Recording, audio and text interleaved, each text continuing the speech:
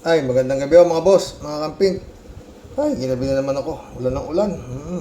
Pero kaninang umaga, maaraw. Tapos paburo sa mga tanim ng mga farmers ng tanim ng mais, no?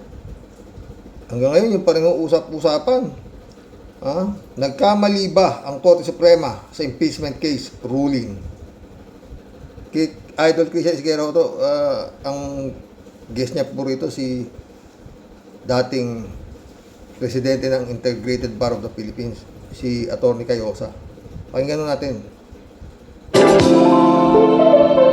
I'd like to hear your thoughts, no? Ano po bang basa nyo rito? Ano po bang overall impression nyo dito sa naging desisyon ng Korte Suprema patungkol po dito sa impeachment case against Vice President Sara Duterte? Well, personally, Meron nung itong 13,861 views. 9 hours ago, tumataas pa po. Maganda ho kasi paliwanag ni Atty. Domingo Cayosa dating presidente ng Integrated Bar of the Philippines, is unusual and unexpected. And it is good that mass media kayo, you allow the public to know the details para mas maintindihan nila. Kasi nga, kaming mga abogado mismo, not necessarily legal experts, medyo mahirap intindihin if you contrast it with settled jurisprudence and many of the things that you learn and know in law. Okay, unusual and unexpected, no? Can you clarify that? What did you find most, siguro questionable about that decision? Which I think is the most fundamental and basic is that normally the Supreme Court would not venture into areas or issues or decisions that are supposed Normally, Atty. Cayosa. Nangyari abnormally. Tuloy. to be within the exclusive domain or power or authority of a co-equal branch of government. In this particular case, it is the Senate and the House of Representatives, two components of the legislative branch of government. So that's settled jurisprudence. The Supreme Court in so many cases have already stated so. And hundreds, perhaps thousands of cases, ganun ang sinasabi ng Supreme Court. Not only this Supreme Court, but many other previous Supreme Courts. Now, admittedly, there's an exception. There's a singular exception. That is, even if it's a co-equal branch of government, even if it's a political question where these institutions exercise a lot of discretion, merong singular instance. Wala pong binabasa si Atty. Cayosa, Laman po ng kanyang utak itong kanyang sinasabi bilang isang mahusay na abogado at presidente ng Integrated Bar of the Philippines, no? Ito ay talagang laman ng utak niya mismo. Tuloy. Lang, it is when there is grave abuse of discretion. And grave abuse of discretion has been defined and refined by, again, hundreds if not thousands of Supreme Court decisions over the years. Merong very strict meaning yan. Anong ibig sabihin? Kasi nga, kailangan ma-maintain yung respect for co-equal branch of government, the principle of political question, the principle of checks and balances. So, grave abuse of discretion is, papasok lang yan kung walang kabase-basehan yung ginagawa ng isang ahensya o opisyal ng gobyerno na kahit saan na gustong igalang yung pagka-co-equal branch niyan or the principle of presumption of legality or validity of official acts, hindi pwede kasi nga walang kabase-basehan. Minalanghiya ang batas o kaya ito wala na sa batas, whimsical, oppressive. This is what grave abuse of discretion is. So dito sa kasong ito, malinaw na pinasok ng Supreme Court yung impeachment case na ayon sa ating Constitution mismo, dapat legislative branch ang mag-handle ito. Hindi malinaw sa akin and many other lawyers, regardless of we're not even talking about the merits of the decision. That will be decided by the impeachment court. But yung bang hindi malinaw sa desisyon ano ba yung grave abuse of discretion dito. Kasi public naman yung mga pangyayari. Alam naman natin na merong sariling internal rules ang House of Representatives. Meron ding sariling internal rules ang Senado pagdating sa impeachment. And they have the power under the Constitution to promulgate those rules. Meron din namang mga ebidensya, may report ang COA, may hearing na kinundak publicly, narinig natin mga testigo, pag-aamin, mga dokumento.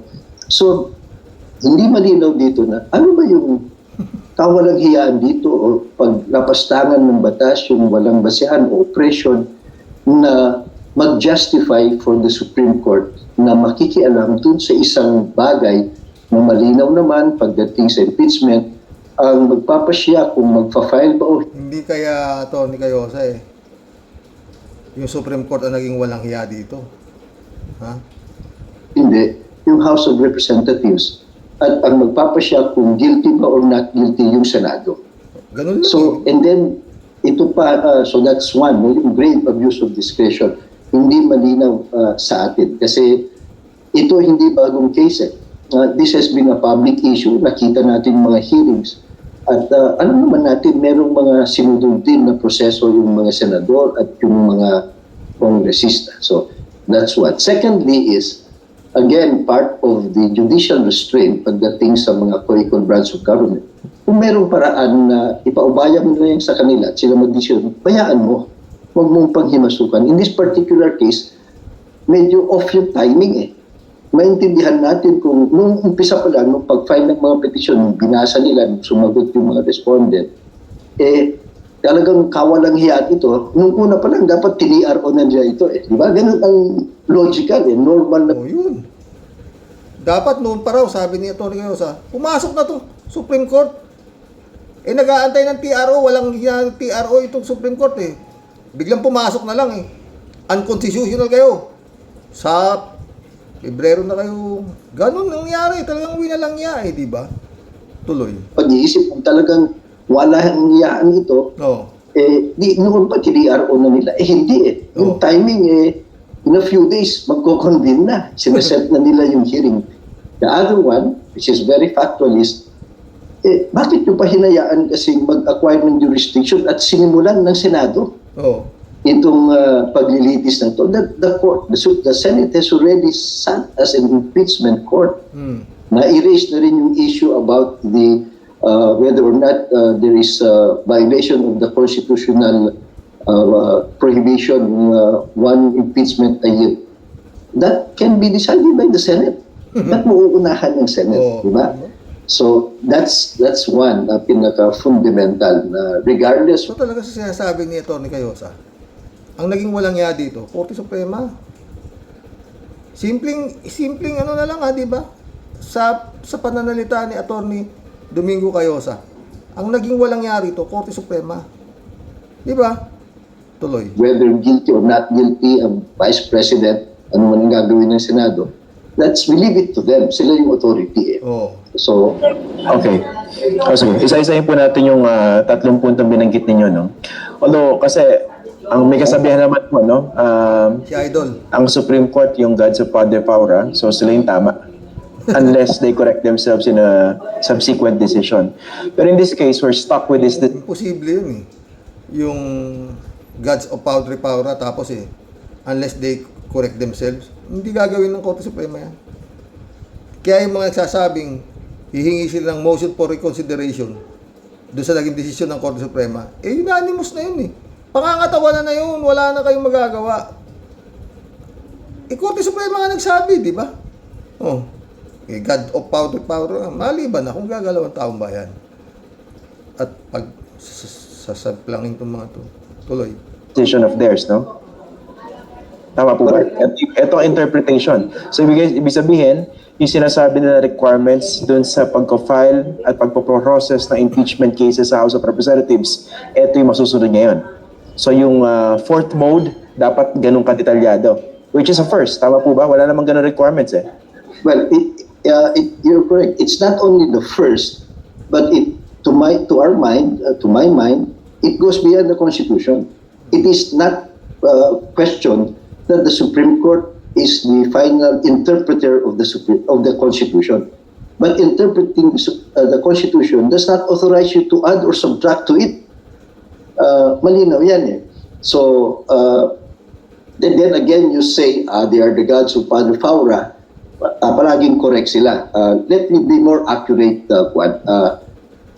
They are not infallible.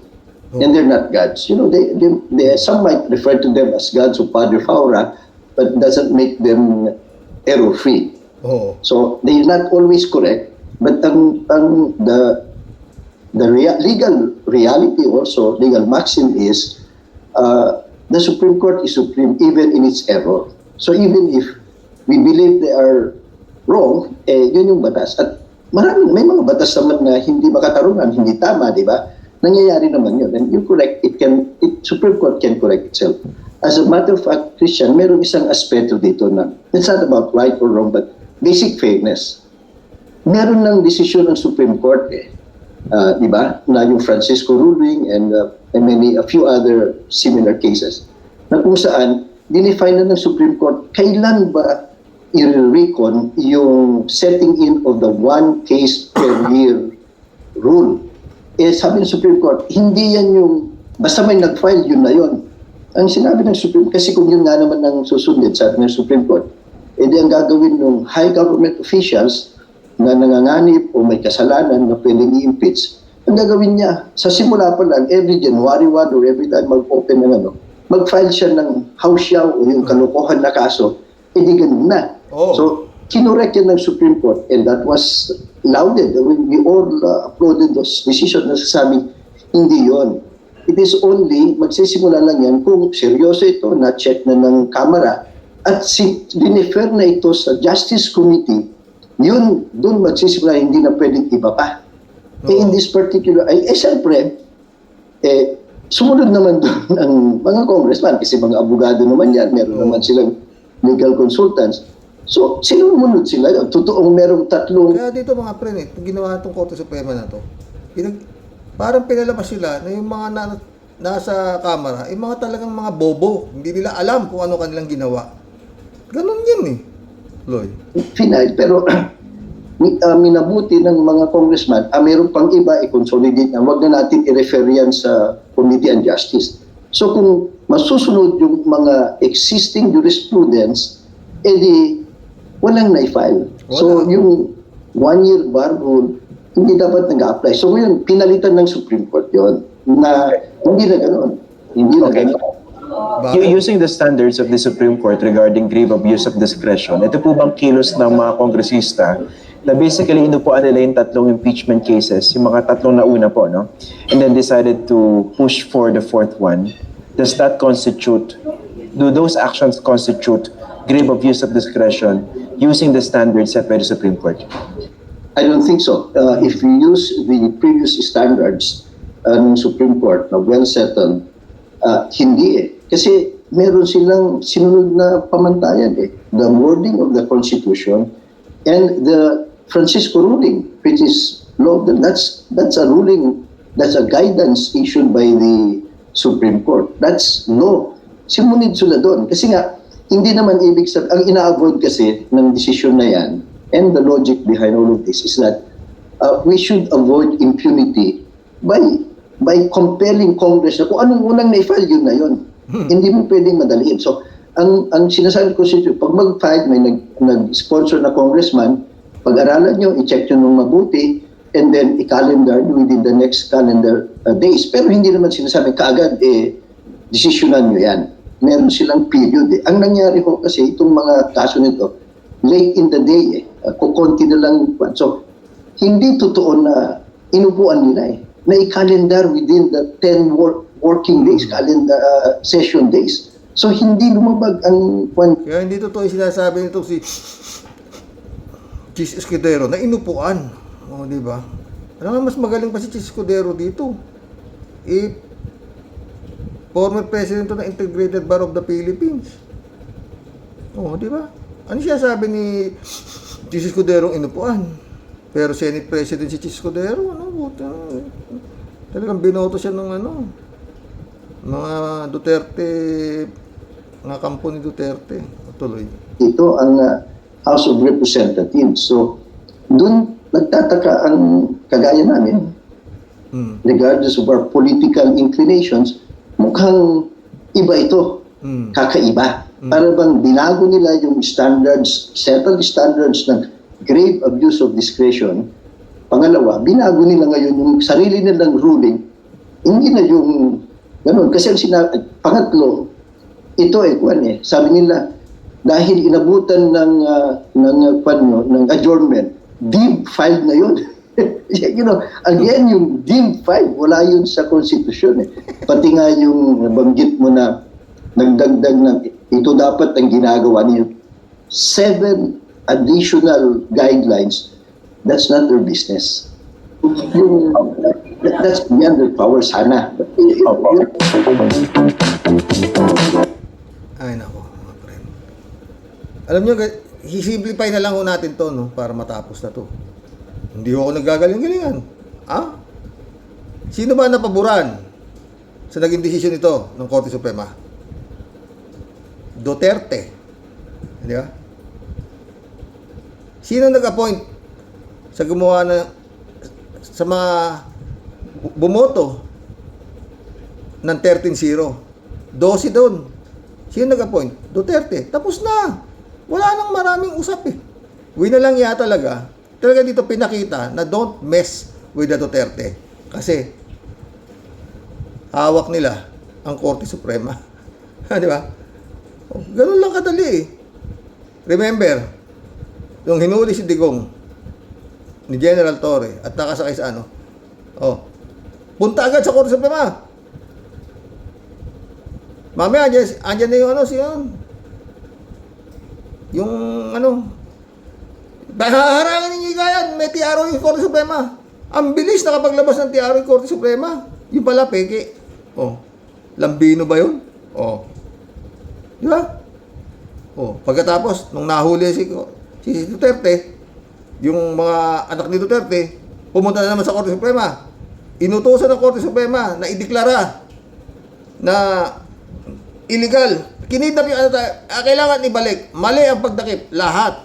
Hanggang hinihiring pa nga ni Amy, na talagang yung kinidnap daw si Digong. Diba?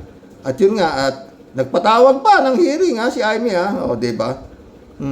At yun nga, tinawag si General Torre, sila Rimulya, at kung sino-sino na nagkaroon ng partisipasyon doon sa pagkakadakip kay Digong.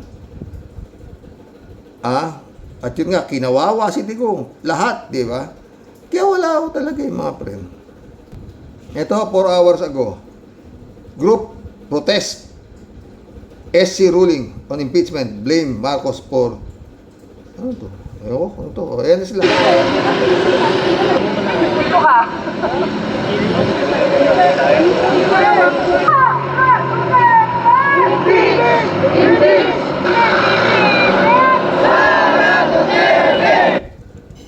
Alam na ho yan.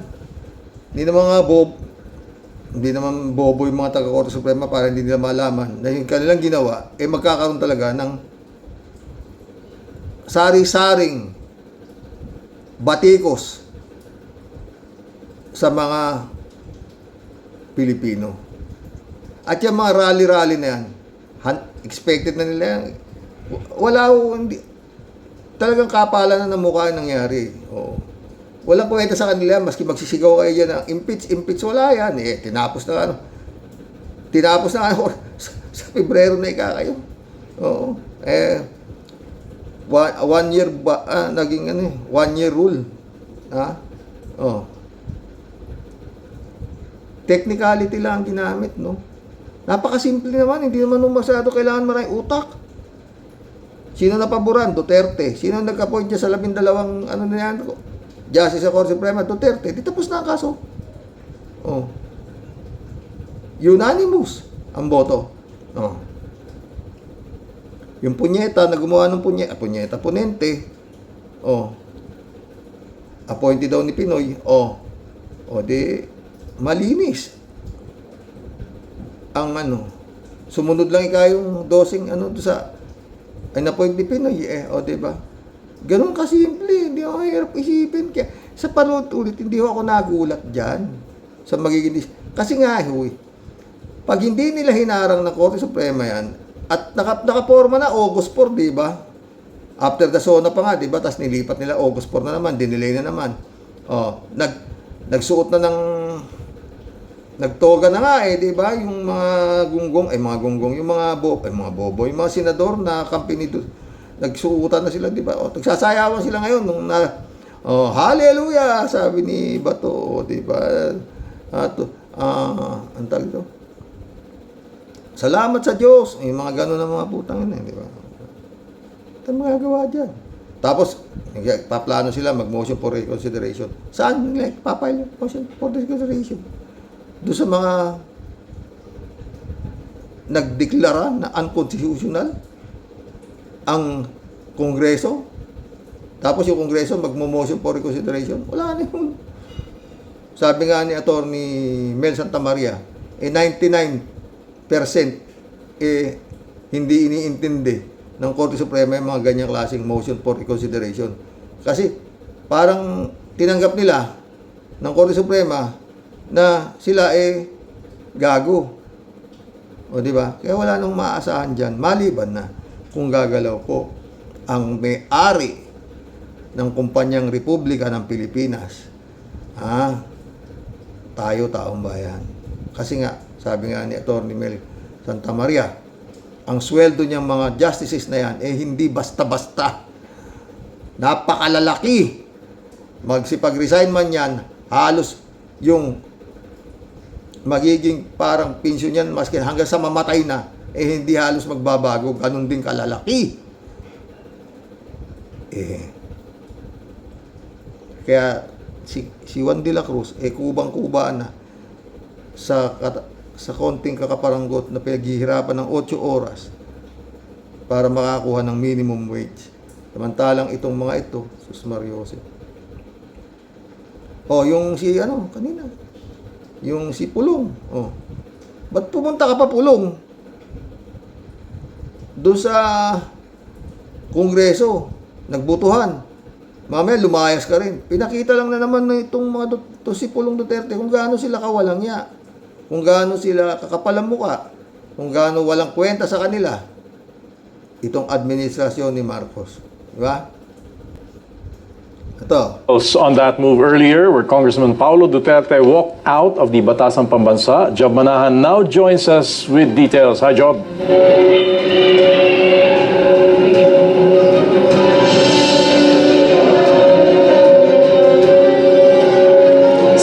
Davao City 1st District Representative Paulo Duterte was seen walking out here at the south wing of the Batasang Pambansa shortly after lawmakers began opening their nominations for the next House Speaker.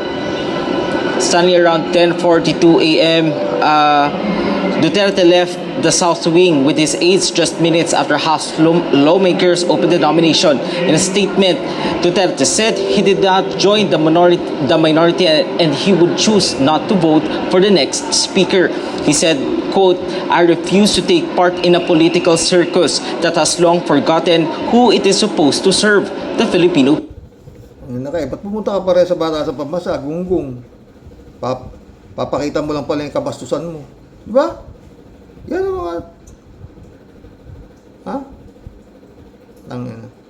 Pag nakabalik talaga ito, kawawa itong Marcos na ito sa totoo lang.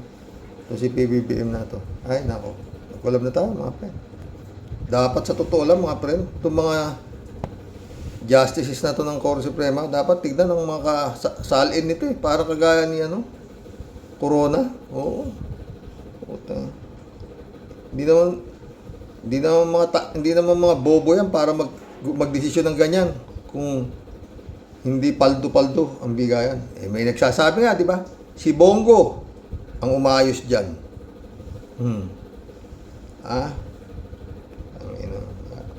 Jab Alvaro, shout out. Good evening, Sir Rox. Once again, another Duterte proves na duwag talaga sila. Talagang duwag. 3J Hope, shout out. Sabi niya, sa tingin ko hindi naman sila duwag, pre. Ay, per se. Naghamon lang sila para mang-asar. Total, wala naman talaga silang hiya kaya di nila pansin kung sabihin silang duwag o umatras. Ganto tingin ko dyan, aasarin ka lang talaga nila, mumurahin, iinisin, at para bang sila itong matino, pero pag pinatulan mo, joke-joke lang, sabi ni Digong. Si Basti naman, tanggi, di raw niya hinamon si General Torre. Ganyan mga style nila.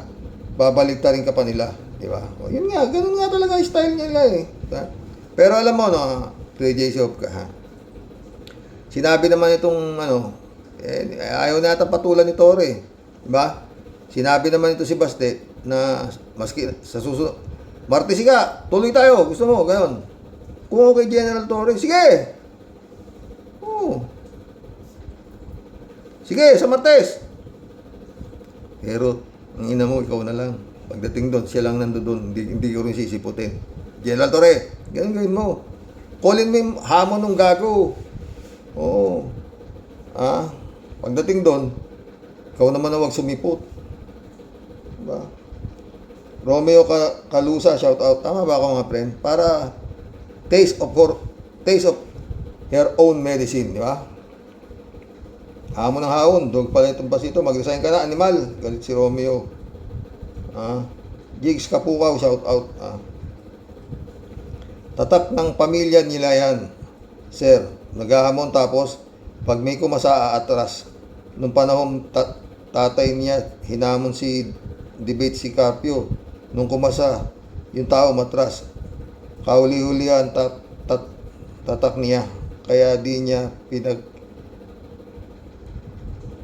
takhan, estilo nila yan. O talaga. PJ Shop ulit Matapang lang sila pag nasa Davao. Kasi kanila ang Davao. Pag pinatulan mo naman, nagkaka-amnesia. Pero bilib ako sa mga DDS ha. Sila ang gustong makipagbuno kay Torre. Nung namang si Digong naghamon ng debate, enter to the rescue naman si Harry Roque. Siya na lang daw ang makikipag-debate, di ba? Kasi nga, DDS mismo, alam na alam nilang pakululang ng mga Duterte ang maghamon, pero bahag naman ang buntot. Totoo yan. Sa mga tuwid na salita, 3J Show, mga may sira sa ulo, ganun lang kasimple yun. Diba? K54254 nak, shout out, tatay. Ay, tatak.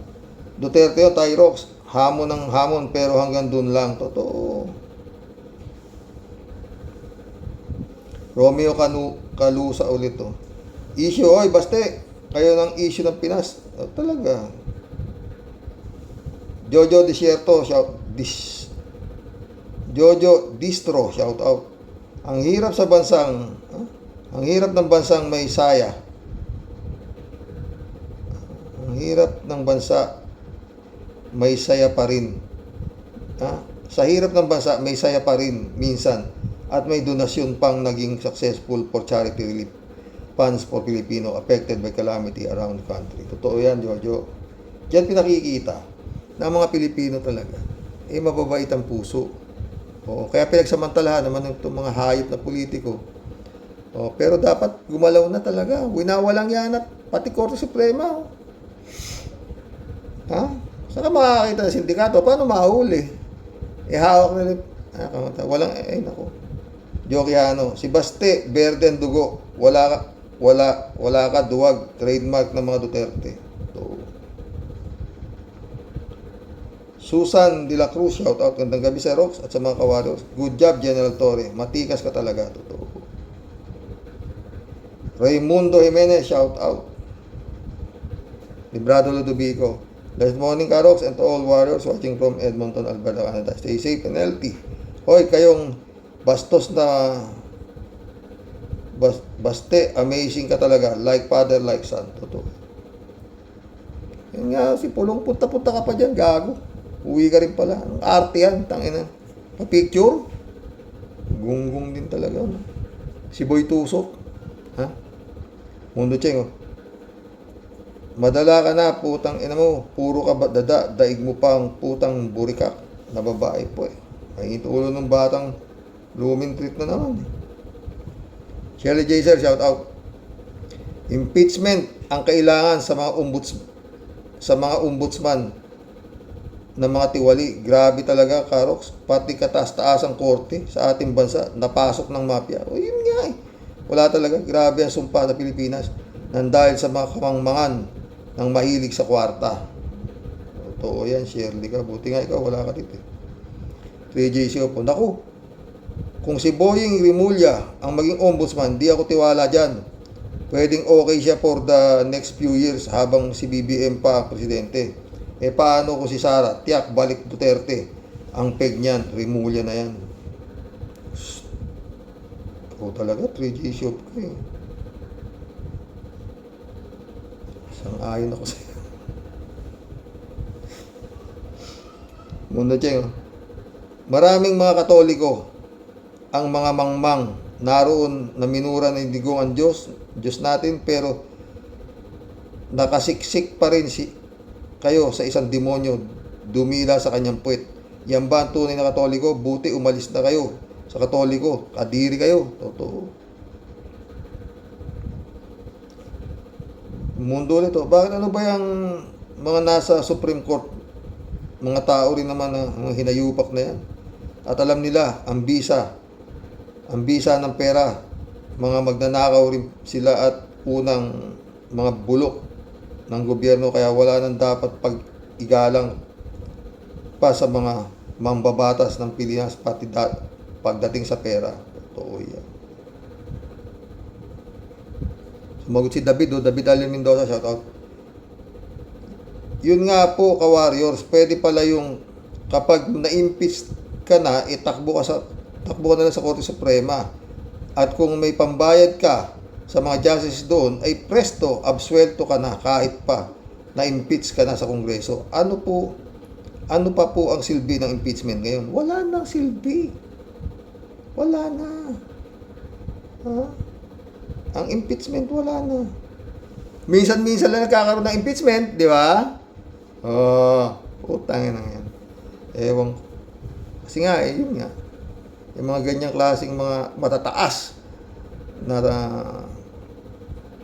public servant ang nabibigyan ng ganyan. Ay nako, mundo Cheng ulit. Kung ako ang Pangulo ng Pinas, lahat ng tiwali sa gobyerno, pagpapatayin ko ang mga putang ng mga yan. Maski sa loob ng opisina niyan, pagbabariling ko sila sa ulo mismo sa ikahulad ng bayan. Nako. Pero sa totoo lang, pasalamat pa rin ang Pilipinas at hindi tayo parang North Korea, di ba? Chupista Bunawal ito. Good evening po, kuya, at sa pamilya mo po. At sa mga ka-warriors. Si Baste, busy, nakukulot sa parlor. Dapat ikaw ang magpa-drug test. Ikaw yata ang bangag ng hinamon mo si General Torre. Salamat po, General Torre, sa pagtanggap po sa hamon ni Baste. Nga, makakatulong po kayo ng mga nasalanta ng bagyo. Ha? Good job, General Torre. Kay umupa si Barbie na walang kahirap-hirap. Nakiko daw.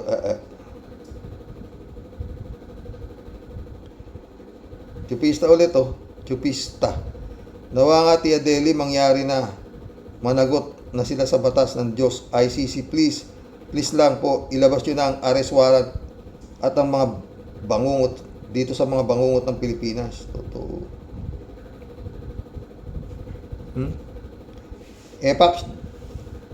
Jack, shout out. Dapat yan kay Digong, ipakain ng buhay sa buhayang kaparis niya. Totoo.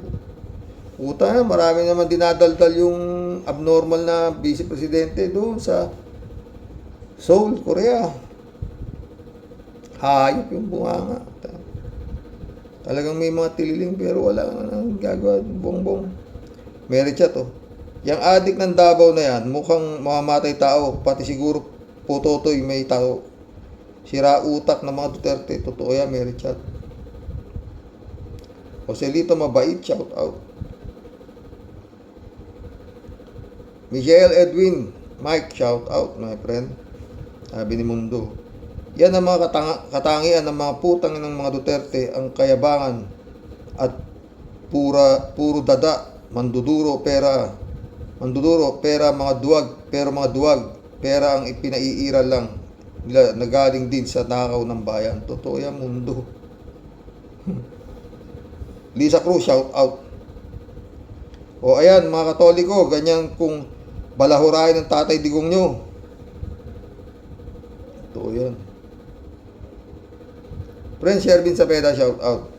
Christian Sen, July 7 Alcantara, shout out sa inyo mga boxing. Ha? Dolor Garcia, Amy Bingson, shout out. Sabi ni Tia Deli. Impong Basyang Team Tia Deli po, bumabati po na may ngiti sa'yo, Sir Rox. At sa buong Team Rocky Warriors the Great, Sir Rox. Ano po yung nangyari sa dumadagundong at sobrang kumukulo sa init ng sapakang labanan sa ring? Nagkaungguyan lang pala. Ano po? Kala ko ba yung gorilla init na init, masapak ang unggoy? O, where na you? Matching na kulukotoy. Yung hinahon mo, chill na chill lang. Cool na cool. At well prepared. Bakit atakbo atulin, simbilis ng kidlat sa pagtatago, anak ng kutol lupa, nagalisin talaga si Rox. Tawa ka ng tawa, masaya ka na naman, Tia Deli ka. Baka kahit kay Tia Deli na may gout. Baka kahit kay Tia Deli na may gout. Pero joke lang, Sir Rox. Sa totoo lang. Pero sa tattoo pa lang yan, kagimbal-gimbal na. Yun nga lang, Sir Rox, ampaw pala ang pinutukan ng lintik. Tawa. Parang si Lamon Boy lang. Grabing astig, urong pala ang patutoy. Payo ko na lang po dito kina Dorian Boy. Ano po, wala ka naman palang ibubuga na kurimaw ka. Piliin mo yung hahamunin mo, okay? Gangdyang ka na lang pala. Para kang tatay mong hari ng yabang. Pero ang bunganga lang pala, ano ngayon ang napala mo? O edi wow, kinutya ka ng pinagtatawanan ka na lang naman ng buong mundo. Lumayas-layas ka nga dyan. At baka di kita matansya. Mahambalos kita na. Mahambalos kitang pinutukan ng lintik. Bago po tayo magtapos, Sir Rox, sa topic natin sa istorya ng bugok na itlog, mukhang nagkakalimutan yata tayo sa mga sabungero. Yun, nawawala nga, Tia Deli. Wala. Sabungero, sabungero po pala. Sabungero, mukhang maampaw at masosoplahan na naman po kami, Sir Rox. Yung mga, yung mag-bro na pogi po ng Cavite, mga sir, parang nangangamoy patis. Labo na po yata tayo, no po. The price is right na po ba, mga sir? Tayo dyan. Ano siya sa akin, Didi? Sir Rox, pag nagkatotoo na naman ang sinasabi ng bolang kristal mo, mukhang mamumuro na naman po sa akin ng si Pugong Biyero. Parang mas kaaliw-aliw na po siyang panoorin kaysa sa dalawang tolongges po ng Cavite. Tia Deli ka. Yung pong bayan, talayas mo muna. Mag-aalis muna ng topak sa malulupit pong ganap, Sir Rox. Nakakaumay na po at sobra na pong nakakasuka. Sa inyo pong lahat, tunay pong nakikibaka at nagmamahal. Ito po ang makulit. Masungot nyo, Tia Deli. God bless po, Sir Rox. Malapit na po ang birthday mo. Ay. Sana po may surpresa regalo si Sister Grace para sa iyo. Naku! Putik yan. Ay. Sana nga. Oy! Gracing Sai. Malapit na ako magpatato. Visit ka. Dito lalagay ko sa dibdib ko. Para hindi kita makalimutan, hayop ka, ha? Tangina ka.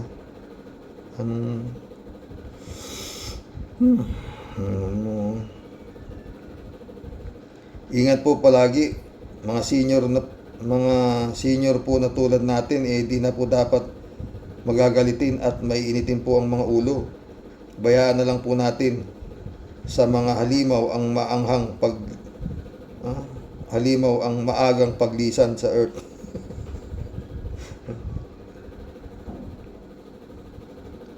Kalat ni Baya, shout out. Pastor Jun Lagon, shout out my friend. Whiskey, shout out.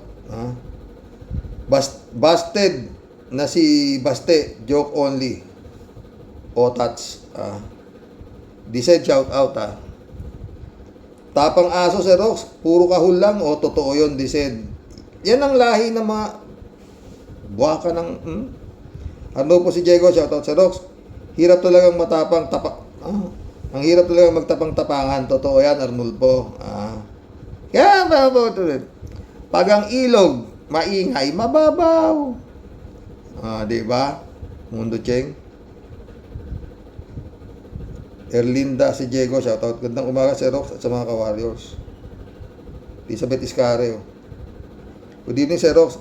Ano po ba ang aasahan mo dito sa digong na yan? Galing yan sa mental hospital na may dugo ni Satanas. At kitang-kita naman na pati mga anak niyang manang-mana sa kanyang ubod ng bastos at wala sa katinuan.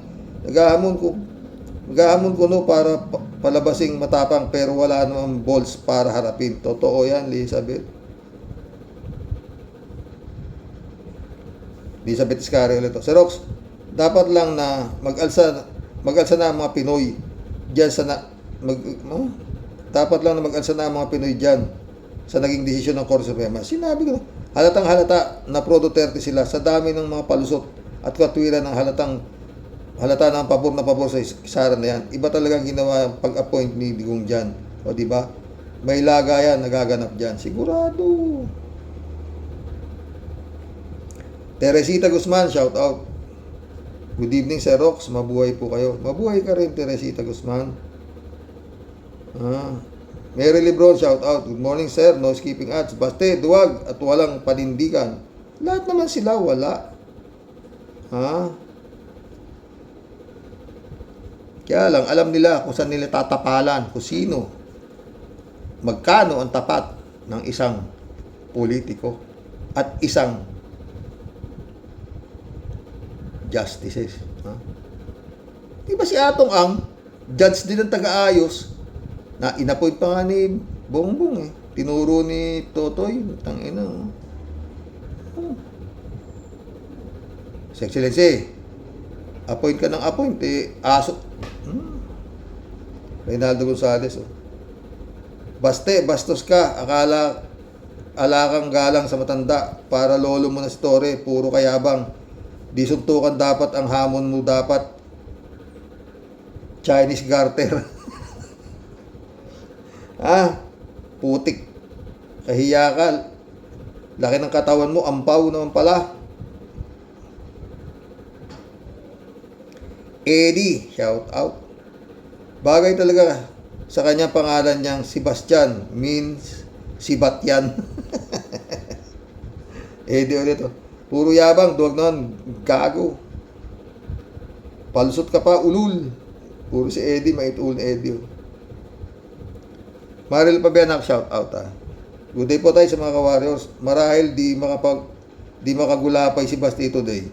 Hindi nga siya nabugbog physically, pero gutay-gutay ang credibility niya.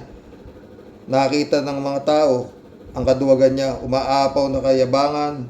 Ayan, ang napala mo. Wala nang maniniwala sa mga daldal mo. Meron pa rin yung mga tanga, maraming tanga. Ikaw naman, nako, ang daming tanga. Naniniwala dyan. Ay nako,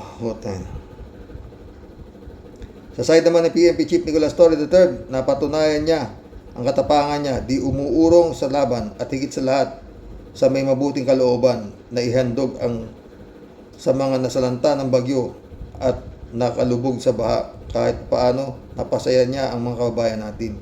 Kaya naman nakakuha niya ang atensyon ng mga Pilipino. Kaya yung hamon niya ulit, tama ang prinsipyo ni General Torre. Niloko mo na ako isang beses, shame on you. Pero pangalawa, nalulukoy pa ako, shame on me. Shame on me na. Mali. Dapat General Torre, sa totoo lang makarating sa ito. Kulin mo yung hamon. nung abnormal. Oh, pag dumating siya, ikaw naman ang magsumipot. O, diba? Para lalo siyang mukhang katawa-tawang ulul. Tuloy natin kaya, anak. Pinatunayan niya na di siya magiging uto-uto sa mga tulad ng pamilya Duterte. Isinilang na ang Tory clan na magpapayuko sa kayabangan ng Duterte clan. Nawa ay makapaglukluk tayo ng katulad ni General Torre. God bless always.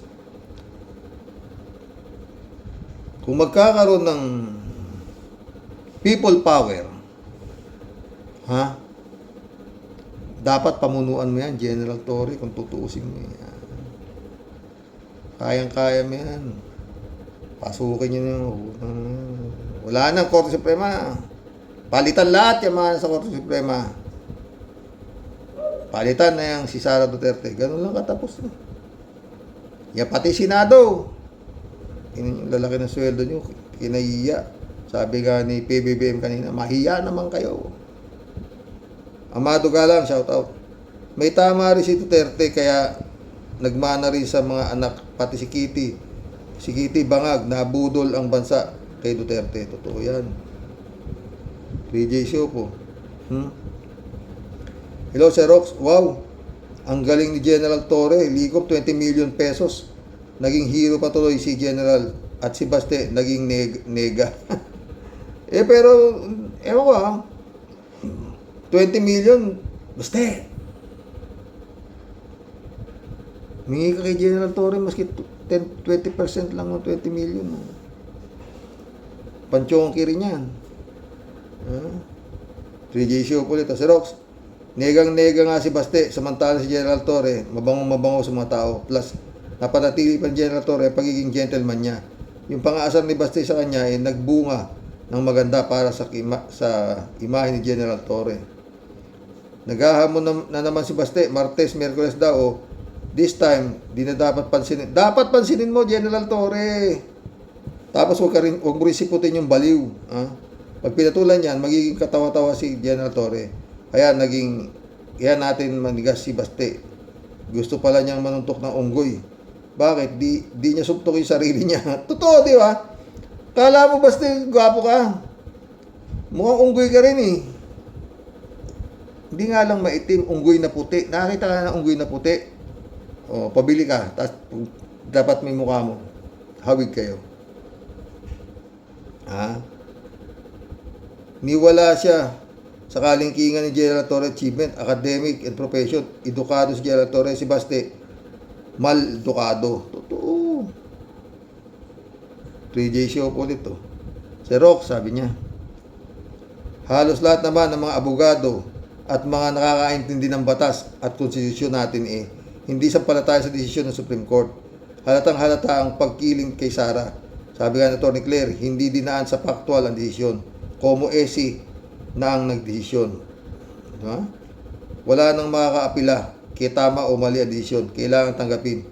Meron pa naman tayong pag-asa. Anong malay natin? Bigla na lang dumating ang arrest warrant ni Sara at bigla siyang madampot. Nakatakas nga siya sa impeachment, sa batas, sa Diyos. Di siya makatakas. Hindi, dapat kasuhan na kasi ang criminally. Hindi naman, bakit?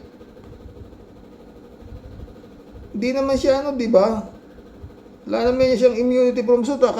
Pagkasuhan yung plunder. Ang daming mga kinakasuhan ng ganyan di ba? Ay, mission accomplished mga boss. Hanggang bukas po muli. Sana nagustuhan niyo yung vlog na to.